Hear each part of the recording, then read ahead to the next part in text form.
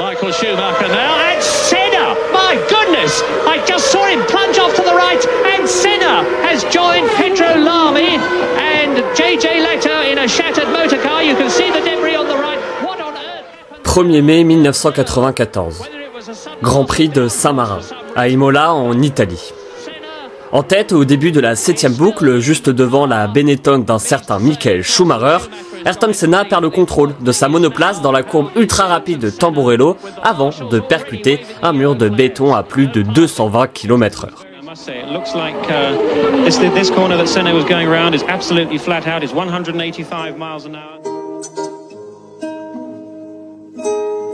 Toutefois, afin de mieux comprendre l'importance derrière ce crash, revenons quelques années en arrière. Après s'être penché sur les premiers pas d'Ayrton Senna dans un Brésil en pleine transition démocratique, nous allons découvrir ensemble l'ampleur que va prendre le pilote dans un pays en pleine crise.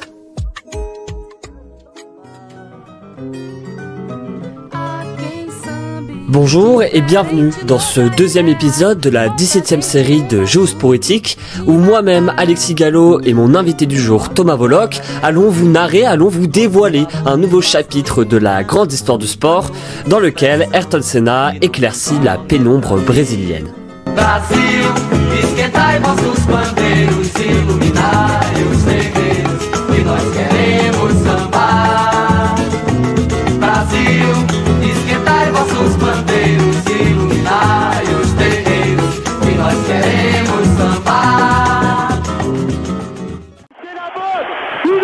On se lève, messieurs les Brésiliens, car les journalistes brésiliens, tout au long de la retransmission, nous ont fait une démonstration. Et oui, messieurs, il faut se lever à la fin de la bataille, et c'est nous les Français qui sommes debout. Et oui, 4 pénaltys, 4 tirs au but à 3. Si, aux sorties du régime militaire, les Brésiliens pensaient avoir touché le fond, il ne s'agissait en réalité que de la première partie de cette terrible descente aux enfers. Et ce, en tout point. Économiquement parlant d'abord, l'hyperinflation de 980,22% en 1988 va passer à 1972,91% l'année d'après. Les conséquences d'une telle hausse des prix ne se font pas attendre. Les inégalités sociales, déjà énormes, se creusent davantage. Une importante frange de la population plonge dans l'extrême pauvreté pendant que, presque paradoxalement, la corruption s'installe dans les hautes sphères de la société. Le gel des prix n'y change rien.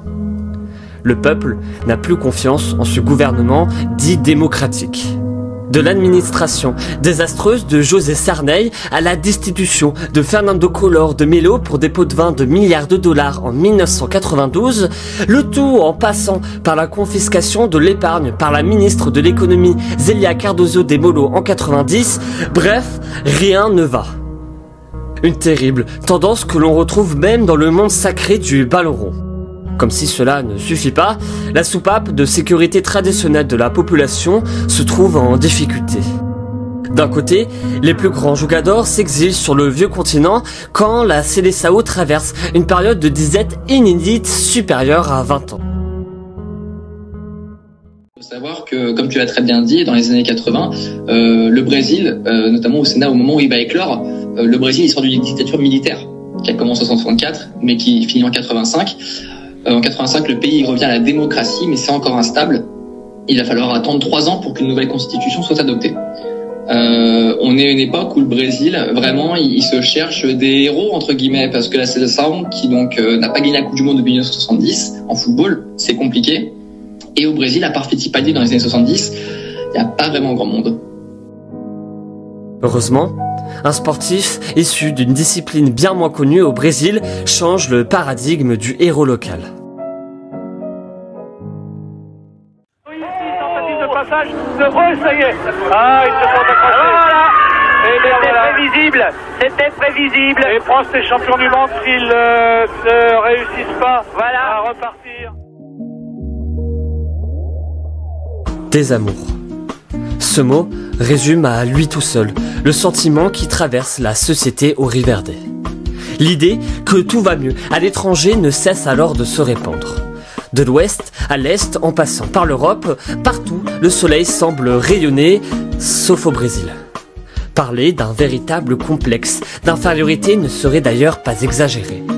Aucun Brésilien ne peut rivaliser avec l'Occident, et ce, encore moins dans une pratique traditionnellement dominée par l'hémisphère nord.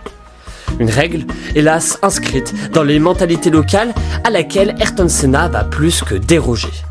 Beko ne veut pas être l'exception qui confirme la norme. Non, lui veut changer les mœurs. Au-delà de vouloir, entre guillemets, distraire les Brésiliens face à leurs difficultés du quotidien, le pilote veut montrer que le Brésil peut regarder droit dans les yeux n'importe quelle nation. Une volonté symbolisée par sa rivalité avec le Français Alain Prost. Ces deux protagonistes vont se partager 7 des 9 titres de 1995 à 1993. Cela peut paraître absurde, car pour certains l'on parle juste de course de voiture. Mais le message est particulièrement fort outre-Atlantique. Il faut bien comprendre qu'Alain Prost vient d'un pays développé qu'Ayrton Senna parvient régulièrement à vaincre. En pleine période de troubles en tout genre, les Brésiliens peuvent se targuer d'être meilleurs qu'un pays européen, qu'un pays développé vu comme largement supérieur. C'est énorme pour cette terre qui peine à trouver sa place dans l'échiquier mondial. Ce que je trouve intéressant, c'est qu'en fait, c'est la relation Honda-Ayrton Senna. Honda donc qui motorisait la voiture de Senna en 87 chez Lotus et qui a fait faire ses coups d'éclat entre 1989 et 1992, où le motoriste Honda va faire briller les couleurs donc de McLaren avec Senna. Et en fait, pour moi, c'est vraiment quelque chose de très important parce que les Japonais sont très bien avec Senna de chez Honda, bon déjà parce qu'il était très méticuleux, très rigoureux, perfectionniste, très très rigoureux vraiment à la japonaise, mais aussi il faut savoir que dans les paddocks de Formule 1, la langue officielle c'est l'anglais. La langue officielle c'est l'anglais, on parle anglais tout le temps, la FIA donne des amendes si on parle pas anglais lors des conférences de presse par exemple, et voilà. Et en fait les Japonais se disaient ah mais en fait ce petit Brésilien, il vient d'un pays comme le nôtre. En gros, c'est eux contre nous. C'est un peu dans ce côté opposition pays pas majeur, du moins dans le sport automobile, où vraiment ils vont s'allier et ils vont faire des choses ensemble. Il y a quelque chose d'incroyable et ça va vraiment être un cercle vertueux, notamment pour la popularité de Senna au Japon, parce que Senna, tu as la Fuji TV, qui est une chaîne de télévision japonaise qui diffusait les Grands Prix à l'époque. Et bien, tu as le réalisateur de Fuji TV lors des Grands Prix qui va dire « Fais-moi un zoom sur le casque de Senna, fais-moi un zoom sur la McLaren ». Parce qu'en fait, c'était une manière de montrer aux gens il est comme nous.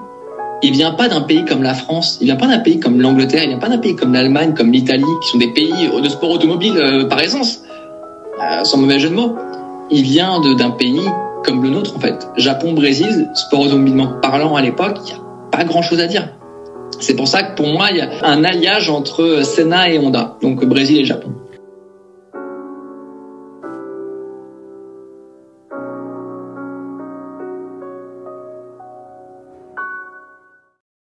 Let's go! And Senna sprints away, but Alain Prost takes the lead. It's happened.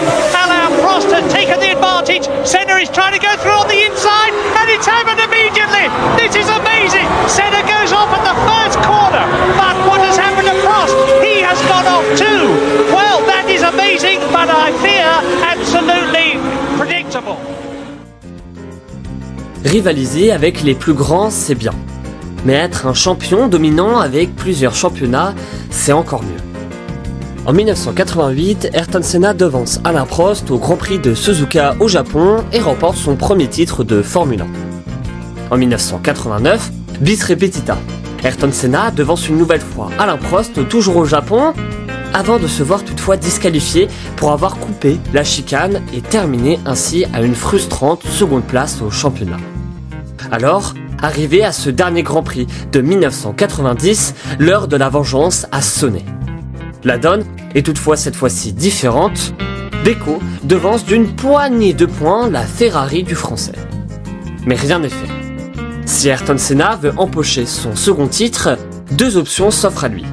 Battre la loyale Alain Prost ou bien espérer que les deux protagonistes ne terminent pas la course. Un destin que va forcer le Brésilien en n'hésitant pas à envoyer son meilleur ennemi dans le décor.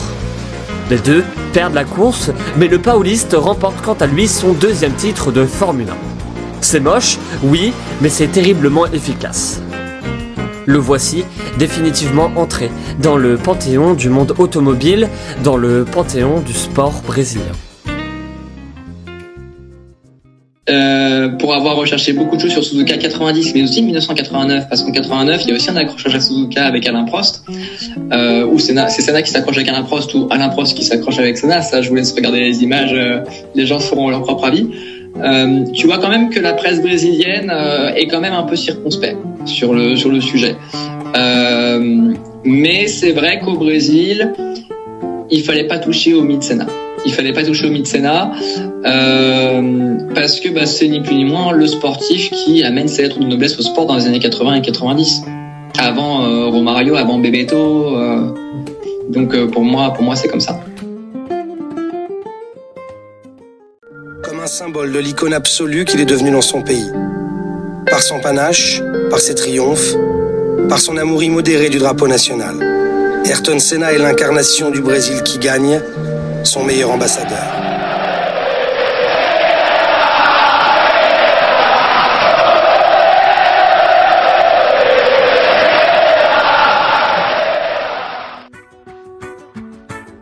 Entre les deux titres d'Emerson Fittipaldi et les 3 titres de Nelson Piquet, le Brésil est en réalité déjà parvenu à se hisser sur le toit de la discipline mère du monde automobile. Mais il faut bien comprendre qu'Ayrton Senna est plus qu'un immense champion. Son style de pilotage, empreint d'agressivité, mêlé à un charisme hors pair en dehors de la monoplace, l'élève au rang de véritable héros national. Il faut bien comprendre qu'à ce moment-là, la population est mécontente. L'estime de soi est au plus bas, trompée par l'espoir d'une démocratie synonyme d'immense bonheur. Les Brésiliens sont habitués à ce que tout aille mal, à ce que l'échec soit la norme. Et ce, alors que tous les pays à travers le monde ont un seul et même point commun, une culture ainsi que des valeurs fortes. Deux notions fondamentales créées par des personnalités inscrites dans le roman national censé représenter ce qu'est la nation. Une sorte de miroir dans lequel chaque membre de la population peut se reconnaître. Au Brésil, peu de personnes sont parvenues à être admirées tout en incarnant les valeurs du pays. Ayrton Senna faisait partie de cette caste. Ses discours parlent de rêve, de détermination, de courage, de discipline et de tout ce que les Brésiliens souhaitent entendre. Les grand-mères brésiliennes le trouvent beau. Leurs petits-fils veulent lui ressembler pendant que les parents s'exaltent devant ses performances. Il est plus influent que le président à cette époque-là, durant cette période, au Brésil. Je pense que Senna, avant tout, il reste sportif.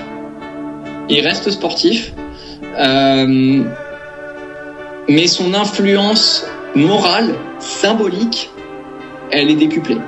Et alors c'est vrai que quand tu parles de Senna, il y a les yeux qui commencent à être humides. Il y a vraiment ce côté de se dire c'est un mythe, mais c'est aussi notre fierté. Ayrton Senna achieves his ambition to win the Brazilian Grand Prix, but another lap or two and I think he would not have done so. But ifs don't matter. Senna has won. Vencedor, winner.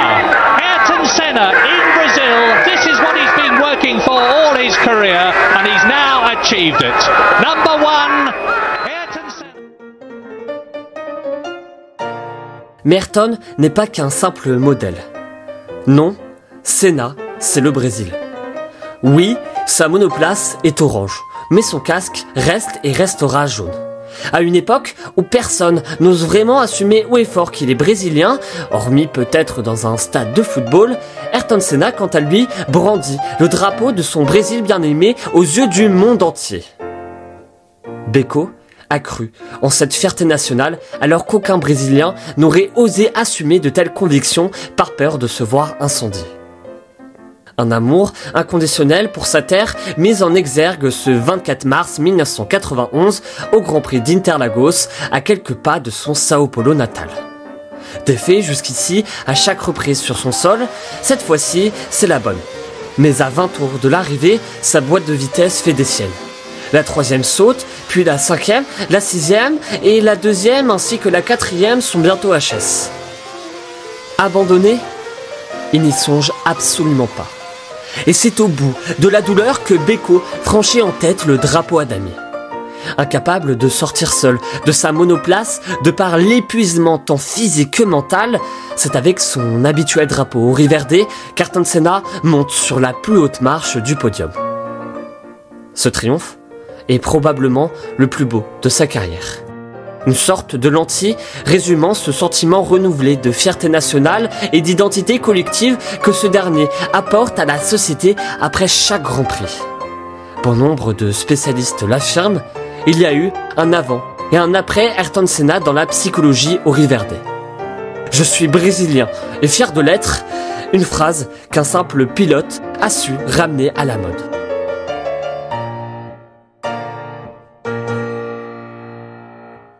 Et les gens vont s'amouracher du personnage qu'est Senna, qui est peut-être plus proche du peuple, plus proche, comment dire, de ses racines, mais qui vraiment montre sa fierté d'être brésilien. Par exemple, il y a des entrevues à Rede Globo avec Reginaldo Leme ou Galvão Bueno, qui sont des journalistes de là-bas, où il va dire à la fin des entrevues « Ah, bonjour à ceux qui me regardent au Brésil ». Il y a vraiment cette fierté d'être brésilien. T'as aussi les images de 93 où la foule vraiment le rejoint et encercle sa voiture. Fangio qui remet la coupe, en plus un autre sud-américain, ça c'est absolument génial. Mais c'est vrai que cette victoire au Brésil, c'est vraiment la quintessence pour les fans de Formule 1 et pour ceux qui suivent la F1 du symbole qu'est Senna.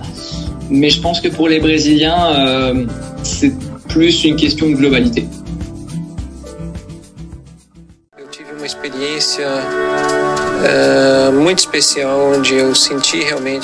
J'ai vécu une expérience très étrange. J'ai senti la présence de Dieu tout au long du week-end et surtout le jour de la course. Je sentais que j'étais avec lui et qu'il était avec moi.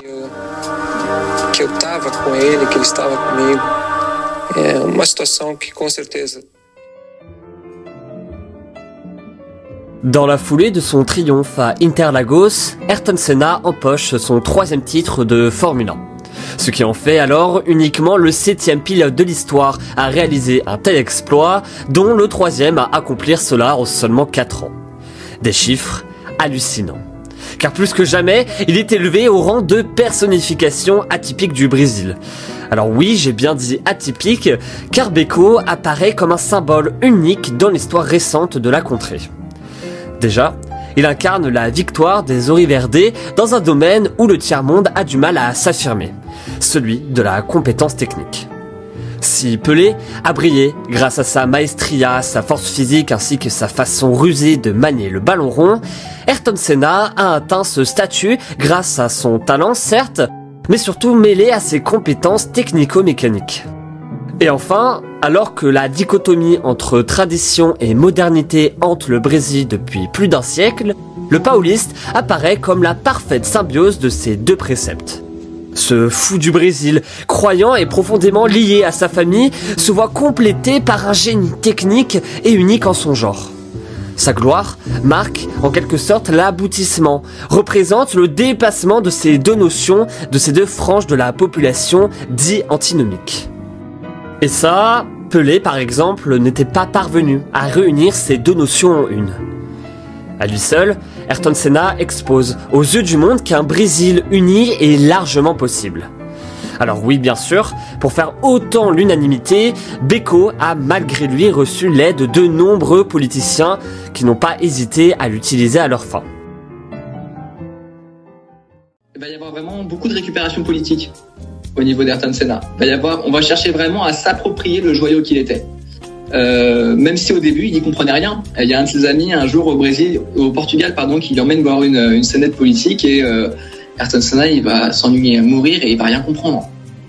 Et c'est là en fait où tu te dis que plus tard, c'est en 84, comme tu l'as dit, où tu as Paulo Maluf, qui est un député fédéral de droite, qui est favorable à la dictature militaire il l'invite à un événement dans le cadre de sa candidature à la présidence. Alors Senna, il y va, bon, il discute de voitures et pas de politique, hein, parce que Senna, à l'époque, il veut pas trop se mouiller. La situation est assez compliquée au Brésil. Mais ça marque quand même, tu vois, un début de récupération symbolique. Et le truc, c'est que même si donc Paulo Maluf il va échouer à l'élection présidentielle, il s'assure en quelque sorte d'avoir le soutien de Senna pour les élections municipales à venir. Mais il y a aussi eu Fernando Collor qui lui donc a été président du Brésil et qui a invité Senna donc lors de son investiture après avoir battu devine qui, Lula qui est l'actuel président du Brésil. Et donc ça fait vraiment un full circle moment.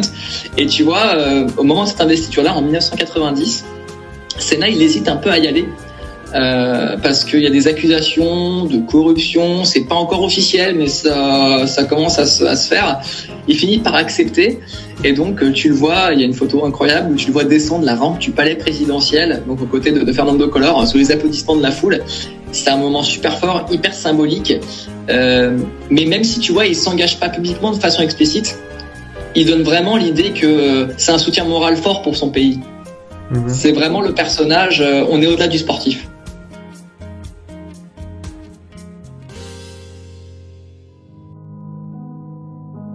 Une pratique qui ne dénonce pas jusqu'ici, mais qui sait, peut-être s'apprête-t-il à en parler. Mais hélas, on ne le saura jamais. Car sa 41e victoire, ce 7 novembre 1993 au Grand Prix d'Australie, sera aussi sa dernière. Et ce, malgré lui.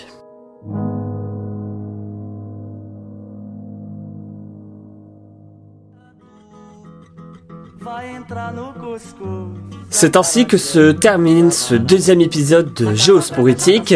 Senna, c'est le Brésil. L'héritage qu'a laissé Ayrton Senna derrière lui, c'est le thème du prochain épisode.